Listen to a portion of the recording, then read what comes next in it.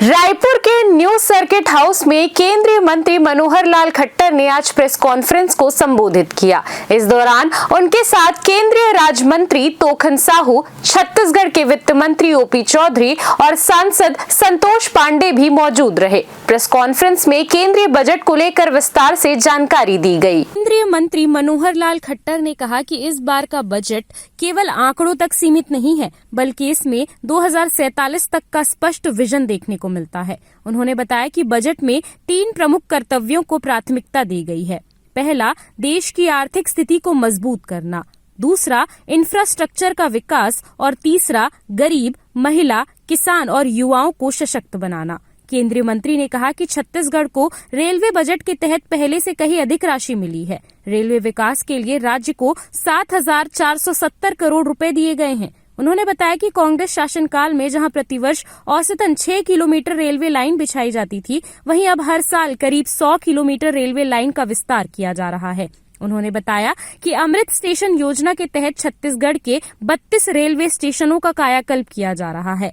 वहीं भारतमाला परियोजना के फेज 1 के अंतर्गत राज्य में 571 किलोमीटर सड़क निर्माण के लिए बजट स्वीकृत किया गया है। केंद्रीय मंत्री ने जानकारी दी कि रायपुर एयरपोर्ट को कृषि उड़ान योजना में शामिल किया गया है, जिससे किसानों को अपनी उपज देश के अन्य हिस्सों तक पहुंचाने में सुविधा मिलेगी। इसके अलावा उन्होंने कहा कि देश के हर जिले में एक गर्ल्स हॉस्टल बनाया जाएगा, ताकि छात्राएं सुरक्षित माहौल में रहकर पढ़ाई कर सकें।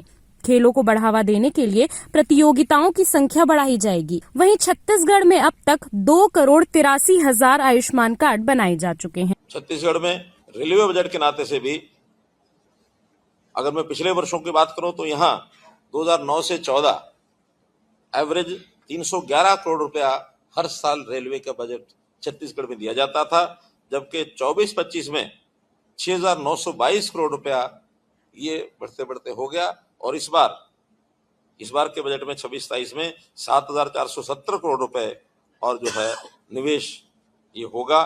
जो हमारे वर्तमान काम चल रहे हैं उन सबका 1 वर्ष का बजट है। जितने काम चल रहे हैं इस समय छत्तीसगढ़ में वो लगभग 54,000 करोड़ रुपए के चल रहे हैं, क्योंकि कई वर्ष की योजना होती है, तो इस बार उसमें 7,000 करोड़ रुपया ये डाला जाएगा। छत्तीसगढ़ में ब्रॉडगेज नेटवर्क वो सारे का सारा अब इलेक्ट्रीफाई हो चुका है। 25 रेलवे प्रोजेक्ट्स की अभी और जो वर्तमान में चल रहे हैं, जिसकी लंबाई 2,731 किलोमीटर है और उसका भी इन्वेस्टमेंट अभी तक 37,000 करोड़ पहुंच चुका है। 7,000 इस बार होगा तो ये 44,000 बाकी आने वाले वर्षों में होगा। अमृत स्टेशन योजना में भी रायपुर, दुर्ग, बिलासपुर आदि मिलाकर 32 रेलवे स्टेशन का पुनर्विकास ये छत्तीसगढ़ के लिए किया जा रहा है। 2 वंदे भारत ट्रेन भी छत्तीसगढ़ राज्य में आज चल रही हैं। जहाँ तक एयरपोर्ट का विषय है, एयर कनेक्टिविटी और इसमें आरसीएस उड़ान स्कीम के तहत जगदलपुर, बिलासपुर, अंबिकापुर 3 एयरपोर्ट ये ऑपरेशनलाइज्ड ये किए गए हैं, जहाँ से उड़ान स्कीम या तो शुरू हो गई होगी अथवा आगे इसके रूट्स बना करके इसको भी जो है शुरू किया जाएगा। रायपुर एयरपोर्ट को कृषि उड़ान योजना के अंतर्गत ये शामिल किया गया है।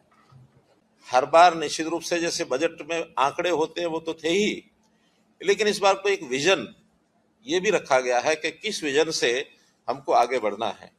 बजट के आंकड़े 1 वर्ष के लिए होते हैं, लेकिन उसमें 5 वर्ष की योजना ये बताई जाती है और विशेष तौर पर इस बार 16वां जो फाइनेंस कमीशन की रिपोर्ट थी उसको भी स्वीकार किया गया, वो 5 वर्ष के लिए होती है।